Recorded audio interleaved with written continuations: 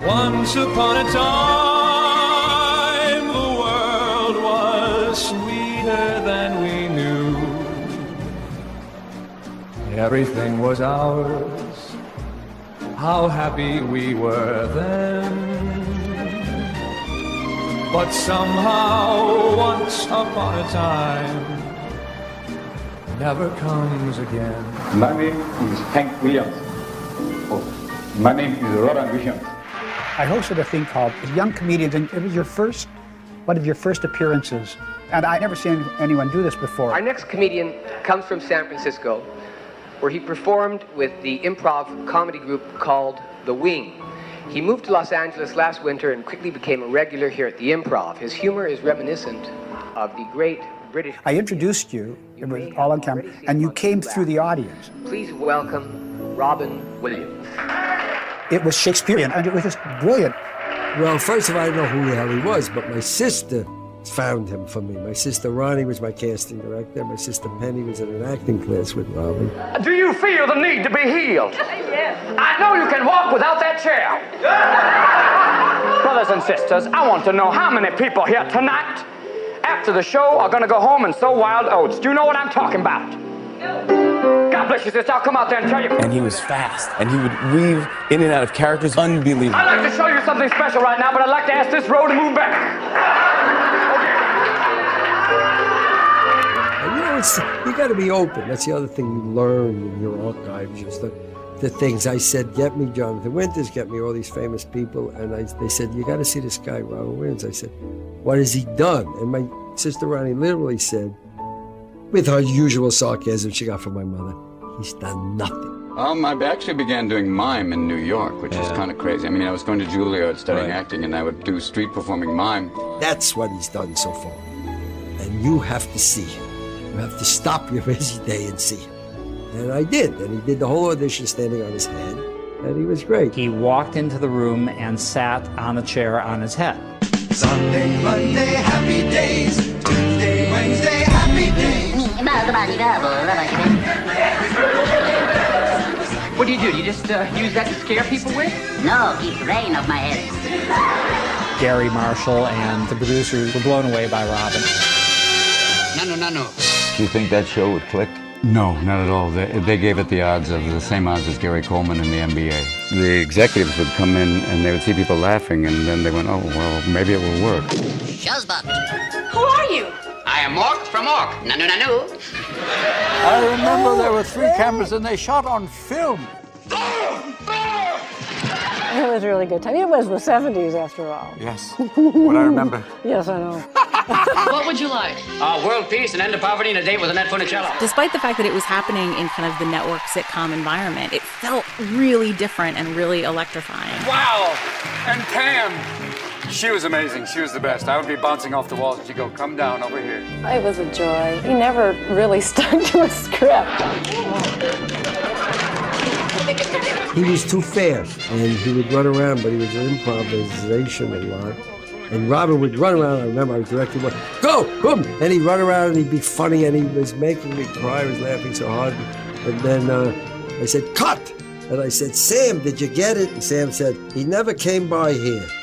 Never came by, never saw him. What's he wearing? And I said, Sam, you couldn't move the camera a little bit? You know, this man's a genius. And Sam said, if he's such a genius, he can hit the mark on the floor.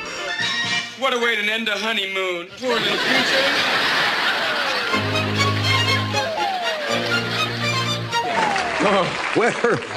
Where is home for you, or did you come from a home? They said, all the people in the institution, Tommy. If you haven't taken your medication yet, it's gonna be fine. They're back at 12. Back at 12, yeah. No. How are you, Mr. Williams? I'm real fine. Look at this thing. Look, Flipper. I was born in Chicago, Illinois. My mother was a Christian Dior scientist. And she was kind of really part of my whole comedy upbringing. We're sheer delight, son. Oh, Mom, thanks. I mean it. All those times locked up in my room with a... And don't you have the guilties anymore about that turtle you flushed down the toilet. It's all right. He's in heaven. What about your dad? Oh, very elegant man. Very elegant? Yeah, very kind of reserved. Very, very elegant, very stern. He was working for Lincoln Mercury, the Navy. He was the vice president for Continental. They made Continentals. He was brilliant scholastically. But it wasn't very funny. But not very funny, very serious. Mother was funny then. She also had a wonderful sight gag we can't do here, where she cuts a rubber band in half and goes. That was yeah, that's delightful. My junior year, I was, studying like crazy, learning French, fascinated by history, getting great marks, getting in the honor society. And then I came to California and went to a public high school. Is it Redwood? Yeah, Redwood High School in Marin County, which is Spanish for Gentile. You won't believe this, but when he graduated from Redwood, he was voted the most humorous boy in school. Well, go figure. And the least likely to succeed.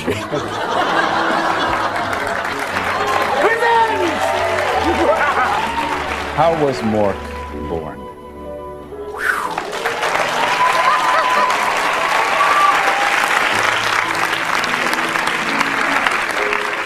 It happened as an audition. I guess Gary Marshall's kid had seen Star Wars and thought that there should be an alien on Happy Days. Which is very logical, very logical. Yeah, it's very logical. And Gary's going, well, that's nice. Let's try. That'll be good. We'll try it. You'll have fun. Don't worry. Well, the show was kind of not, it was up number one in the ratings for a while. It was on the cover of Time. He was all over Rob. And then it started to sink a little, so they figured bring on something. And Robin always loved Jonathan. That was his idol. I like to fish. That's one of my hobbies. The rest of them I can discuss. One of them you know about. You did the lovely tribute to Jonathan Winters. Boss, he was the best. On the Emmys on Sunday night. Once upon a time, I called Jonathan my mentor, and he immediately corrected me. He said, please. He told me, I prefer Idol. You get that right away. I realized when knowing Jonathan now that Jonathan was like, before the technology was morphing, that he could change himself and he kind of would transform his face, his voice, but his face too. Yeah. It's weird when you see Jonathan when he becomes that old lady, he really does. We'll put a little more salt in the kettle, shall we? I'm the old witch. Oh, what's the matter? You're coming on a little loud. I'm You don't have your own show till next season. I wave my wand to prepare. Jonathan has just taught me about the world is open for play. I mean, that anything and everybody is mockable in a wonderful way. You're a very attractive man. I hope you'll stay with us until the film is developed.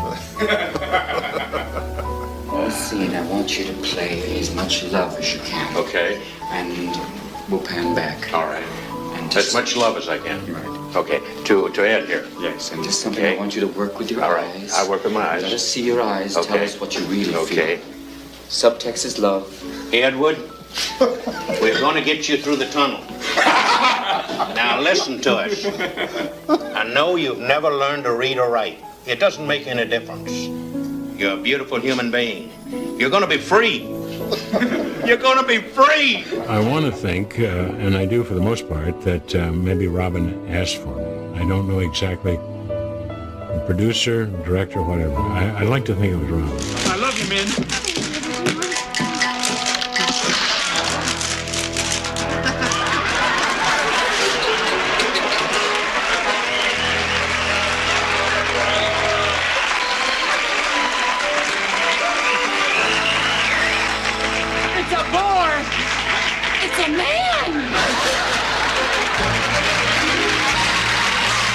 And you became friends with the man. Oh, it was and wonderful he was on to be your with show. him. I think hanging out with him is amazing. Mork and Mindy, we did. We had a marvelous time. Those were good days.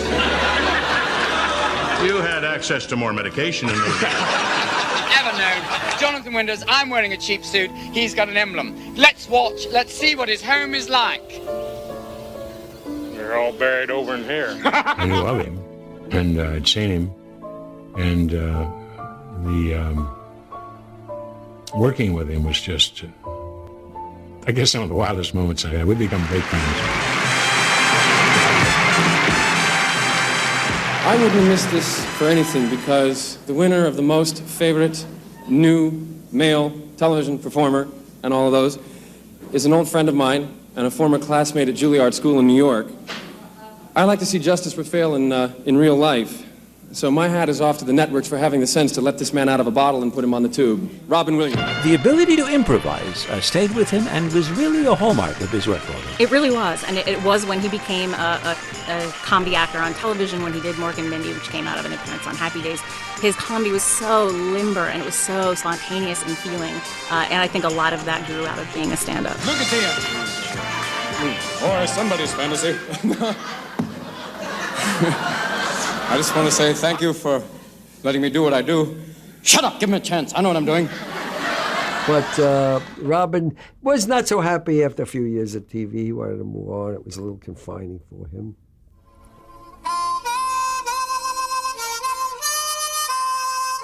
San Francisco. I love this city, the streets, and the people I met there. I feel like Richard Simmons. Let's go, girls, let's go! 5, 6, 7, and move it, move it, move it, move it. Oh, we're just going to work on this. We're going to tease it a little. Just look over. How about those 49ers? Do you think they're ever going to work again? I don't know. Let's look over. Let's just look over here. Second. Okay, we're going to put a little up here. Hare Krishna, Hare. What did this tour do for you vis-a-vis your sense of wanting to make sure you stayed in touch with stand-up? It's just good to get back out in front of people. You know, you get a feeling after playing all over the country. You just see that people, number one, had a kind of it was like many people said, I haven't laughed that hard in a long time. Elmer Fudd sings Bruce Springsteen.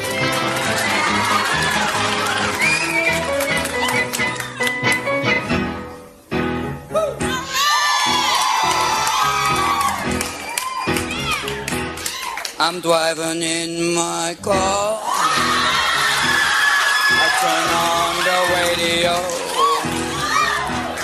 I pull you a little closer. You say no. You say you don't like it. I say you're a liar. But when we get, it's like fireworks. There's nothing your manager said, you're quite saying that you have no filter between your brain and your mouth. It just comes out. Right now I do. I mean, there are times, obviously, I don't want to really. I mean, obviously, with children around, there's sometimes when I've disproved that today, haven't we? But I try sometimes. I mean, there's moments when I'll be on a roll or something will happen that I'll fire off, and you can't help. It's like being possessed. It's like channeling. And sometimes English channeling. I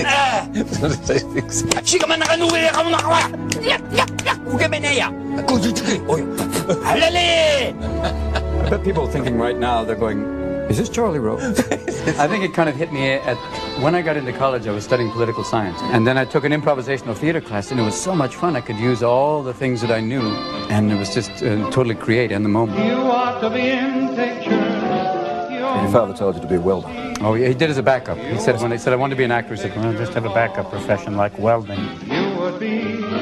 I'm Papa, the sailor, and I am what I am. There was no middle to Robin Williams, and in his best performances, you see that.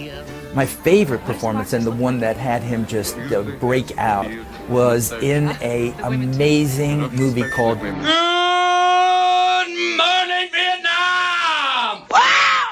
I feel good. Time to rock it from the Delta to the DMZ. How did you find that film? It came, I guess, through Barry Levinson. And working with him is great because Barry was a comic, too. Yeah. You know, it's always these things when you get to work with someone who was a comedian, you feel safe. You have a feeling that, you know, they'll know funny. Surprise, surprise! You are not funny. Studied acting at Juilliard with John Houseman. John was a very, very elegant man. I remember him saying, Mr. Williams, the theater needs you. I'm going off to sell Volvo. He was he was the headmaster of the school, and it was strange because I studied, to be a classically trained Shakespearean actor. Someone who could enunciate for no reason. So nice! So nice! I got you! And the winner is Robin Williams for Good Morning Vietnam. We would call each other brother. We was family on that level. I would still say, hey, brother. It's weird, even today, I still think he's here. I dedicate this award to a memory of a friend of mine. Chris Reeve, I miss you. And I also say, may flights of angels sing thee to thy rest, sweet prince.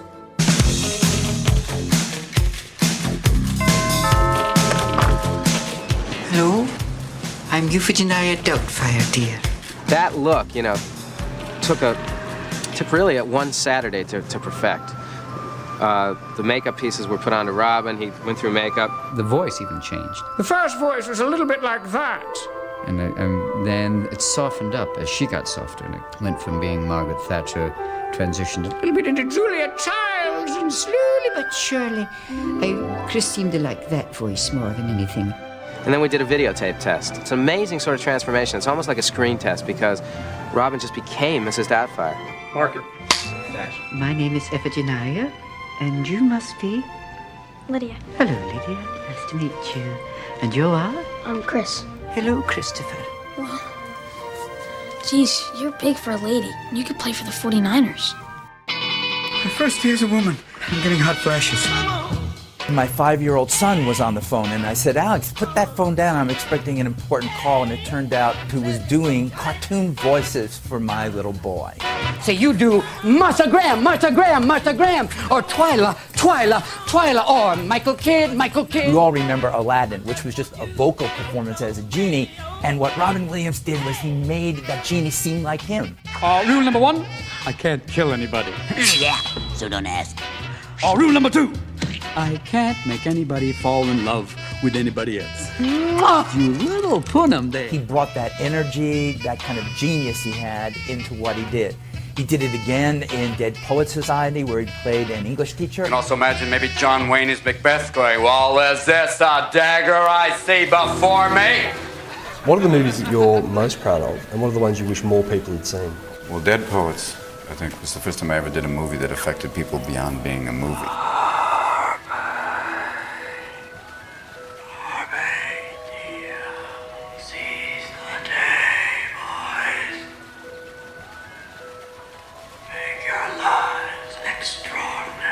Doing Good Will Hunting for me was just a chance to work with those guys, but also to work with Gus Van Sant. I thought about what you said to me the other day about my painting.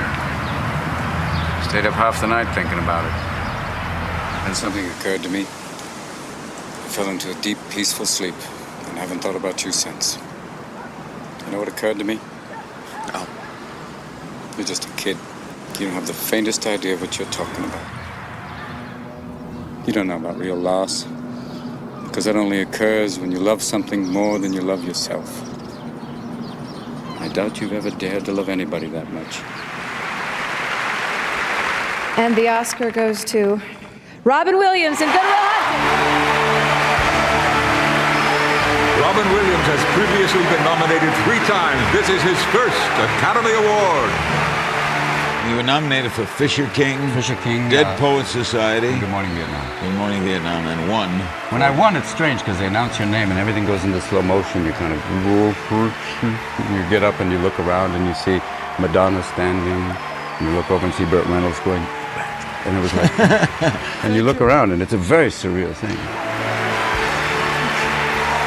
As you look back on Williams' long career, what stands out for you? What will stand out for me always about him is the stand-up. Robin made history with the first solo comedy concert ever at the Metropolitan Opera House. Oh, that was rough. Wow. From the Metropolitan Opera House in New York City, Mr. Robin Williams. I was obsessed with a live special that he did called A Night at the Met, and probably memorized about half of it. Maybe you have a choreographer working with a football team. All right, everybody, line up, everyone, line up. Oh, my God, a smorgasbord. Look at this. California, we got different type of police. You get stopped in West Hollywood. Stop! Those shoes don't go with those pants. The whole Middle East is like an old Marx Brothers routine. It's like Gaddafi, God bless you. Assad, nobody. Hussein, nobody. You're out of here. He traveled to war zones, entertaining close to 100,000 of our troops in 13 countries during his USO tours. He'd go to the guard towers. He'd go to the security police who couldn't come to the shows because they were on duty. And he would spend time with them individually. I'm so honored to meet them and know what they've gone through and say, hey, dude, this is just something that it really humbles me. At what point in history did a doctor become more than a trusted and learned friend who visited and treated the ill? Now, you ask me if I've been practicing medicine. Well, if this means opening your door to those in need, those in pain, caring for them, listening to them, applying a cold cloth until a fever breaks, if this is practicing medicine, if this is treating a patient, then I am guilty as charged, sir. I have a cold. Just a bit of a cold. Dorothy here grew up. I don't think a lot of people are aware the extent to which Robin was engaged in humanitarian causes throughout his life, giving his time, resources, and energy to such causes as Comic Relief, the USO, Christopher and Dana Reeve Foundation for Spinal Cord Injury, and of course, St. Jude Children's Hospital. Never wear sandals on the farm. You ready to get serious? This is gonna get serious. I'm gonna eat your little robot baby. Do you ad-lib a lot? 10% of the time, 10.2%. Definitely 10.2%. Every once in a while I get to go open field running. Oh, I gotta knock on the door first. I think that, the show ultimately wasn't successful, but I think what they were trying to do was build that comedy around, and, I think he was trying to do a good show, and you always got the sense that was his thing. I want to do a good show. That evening at the Met concert, several times on the stage, you addressed your son Zach. Right. As if you were on stage, and you played your son Zach. Right. At the end of the evening, it was Zach who took you off stage. We gotta go now. Yeah. What's it gonna be? What was the importance for you of bringing Zach into that extraordinary night? He and also my other two children are very, very important in that kind of grounding. But also this thing of, is they are you and not you. They're the next step, How do you get to the Met? Money. I remember he gave him the last words of the evening. Yeah. Come on, pal. As you walked off stage. Not afraid, are you? 2 words. Nah. It's just really interesting looking at his trajectory, and you talk about Mork and Mindy, and you talk about Dead Poets Society, and what those things captured that were later harnessed was this mixture of wonder and humor, and both of those things sprung out of kindness. Yeah, I think that's right. I don't want to remember him as just a sad story, because I laughed so hard at so much of what he did, and I will miss being able to watch him very much. Yeah, me too. I was thinking the other day about Good Will Hunting and Robin Williams' scene with Matt Damon, and he's going through meeting the love of his life, and it goes into baseball. Bottom of the 8th, Carbo tied it up at a 6-6. It went to 12. Bottom of the 12th, in stepped Carlton Fisk. Here's Fisk. He clocks it, High fly ball on the left field line. You may remember when he starts describing Carlton Fisk's home run, where he had a ticket to the game and gave it up because he wanted to be with what would be then his future wife. 35,000 fans, they charge the field, Yeah, and he's blowing up. He's out of the way. Get out of the way! Get out of the way! You believe you had tickets to that game? Yeah. Did you rush the field? No, I didn't rush the field. I wasn't there. What? No, I was in a bar having a drink with my future wife. Robin Whoopi and I once were in Shea Stadium in the broadcast booth with the great Tim McCarver. It was Comic Relief Day.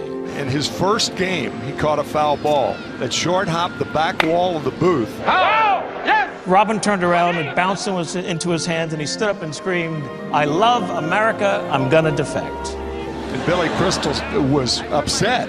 He said, "I've been to 1,000 games, and I haven't gotten a foul ball. You go to your first one, and a ball plops in your lap."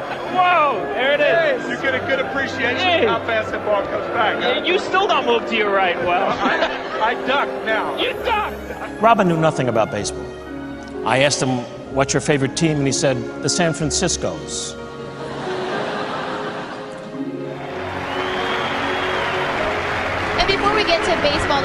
recognize it's a very sad day as we have lost a talented and acclaimed actor of our time, Robin Williams, gone at age 63.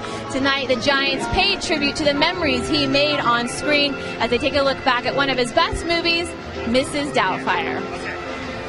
What do you mean you do voices? Well, I do voices. Yeah! We've come to this planet looking for intelligent life. Oops, we made a mistake. What happened to be in America? Don't ask for a green card. I want you in the worst way. Well, this is certainly a rough meeting, and it's not going very well for me, I'll tell you that. Hey, boss, give it a chance. She's going to loosen up any moment. Our thoughts and our prayers are with Robin's family and the entire community during this difficult time.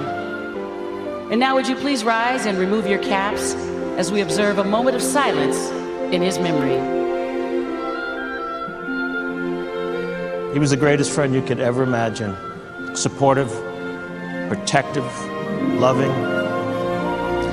It's very hard to talk about him in the past because he was so present in all of our lives. For almost 40 years, he was the brightest star in a comedy galaxy.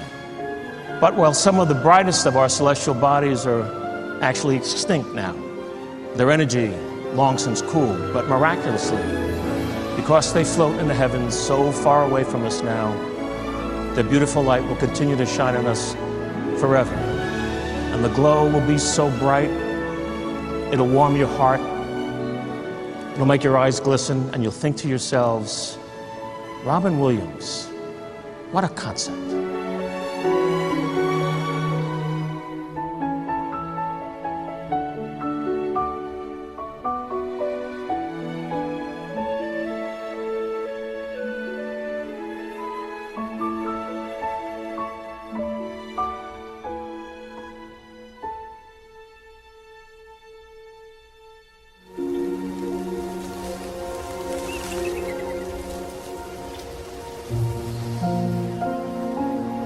So what now, huh? What do you want from me? You're standing at a precipice and you look down. There's a voice, and it's a little quiet voice that goes, Yeah, I could do it. We both know you wouldn't stop me.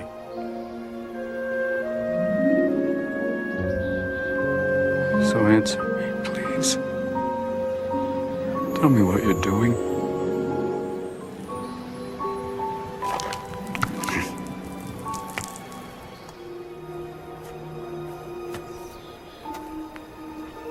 The thing that matters are others. Way beyond yourself. Self goes away. Ego, bye-bye. Realize there are a lot of amazing people out there to be grateful for, and a loving God. And that, other than that, good luck. That's what life is about.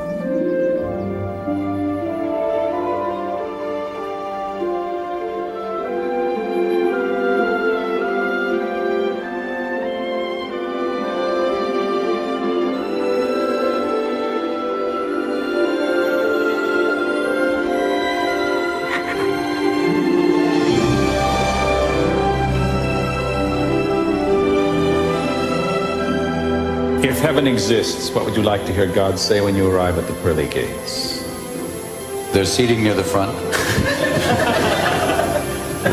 The concert begins at 5. It'll be Mozart, Elvis, and one of your choosing.